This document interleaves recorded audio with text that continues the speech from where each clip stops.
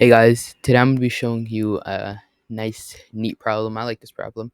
So it's x to the 1/2 equals 2x 1/3. But I just need to quickly clarify something from yesterday's video. So I said x.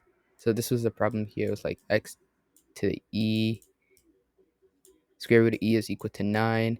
But someone in the comments said you could just divide both sides by e and then by the square root of e, and then that's your answer since these cancel. So then you get x equals thing.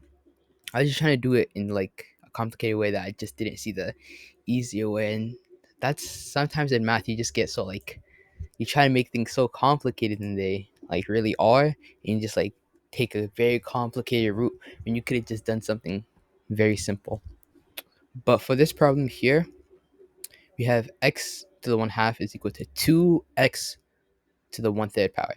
So for those who don't know, x to the 1/2 is just equal to the square root of x, and then x to the 1/3 is equal to the cubic root of x. So let's just get that. So the things that we need to do to this problem before we can actually like quickly dive into it is make these exponents the same. Not like the same because these exponents like they're different, but there's a way to like manipulate it so they look the same. So we have exponent rules, and it says that a to the b, it's not a good b, times c is equal to a b parentheses c. So we can use this to make these look the same. So we can say x to the 1/6, and then we can just multiply, not like thing, but raise this to the 3rd power, and then equals 2x 1/6 raised to the 2nd power. Sorry, so sloppy, but we can do that. But since we have the same thing in here, we can do a quick substitution. We can say that x to the 1/6 is equal to, let's say, y.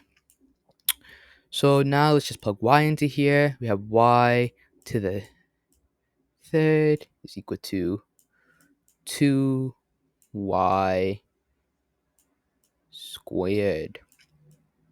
So let's just erase all this up here. So that's a very bad 6, but that was 6. That's x to the 1/6 equals y. That's very bad, but I'll fix it. Very soon.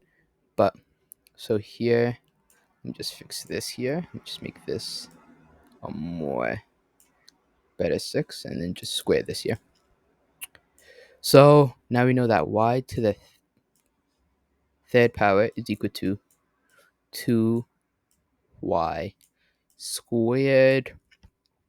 So here we can just subtract both sides by 2y squared. So let me just erase this down here. So we now would have y cubed minus 2y squared is equal to 0. And now we can factor this. We can factor out a y squared. Since y squared is in both of them, we can get y squared is equal to, no, not equal to, we can, not yet. We can say is y squared, and then we have y minus 2. Hey, that looks like a negative sign. Hey, but we can have like that. Minus 2. This is actually not very good. Let me just erase this here. This looks really bad. Minus 2 equals 0. So now we set y squared equal to 0. So then we could be like y is equal to 0. But we also, on this side, we have y minus 2 is equal to 0. we add 2 to both sides, so we also get y is equal to 2. So now let me just erase all this mess.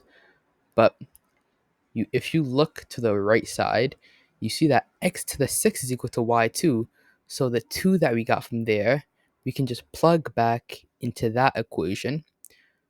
Let me just erase this, all of this here. Just keep that y is equal to 2. But y is also equal to 0. So one of the answers to the problem is 0.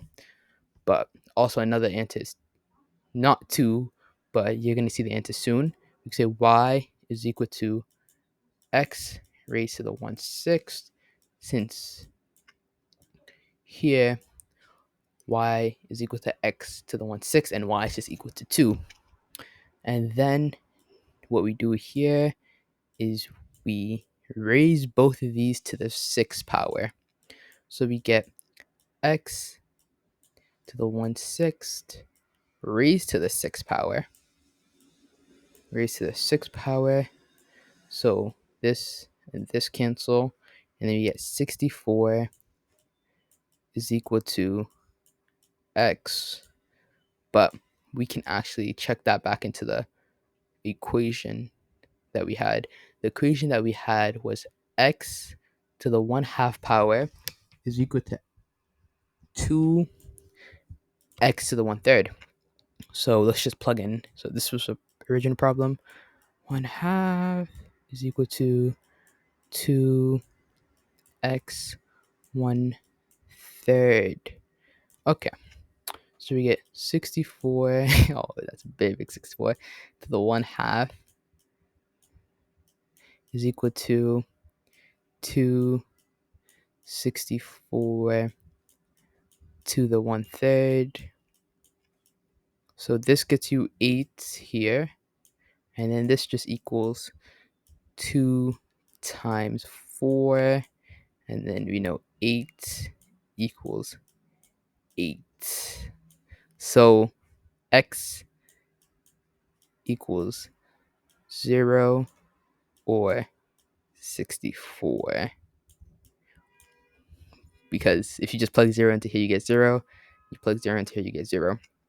So that's just a comma. Sorry guys for the very messy thing. Hopefully you guys could understand. But the answer that we got, x is equal to 0 or 64.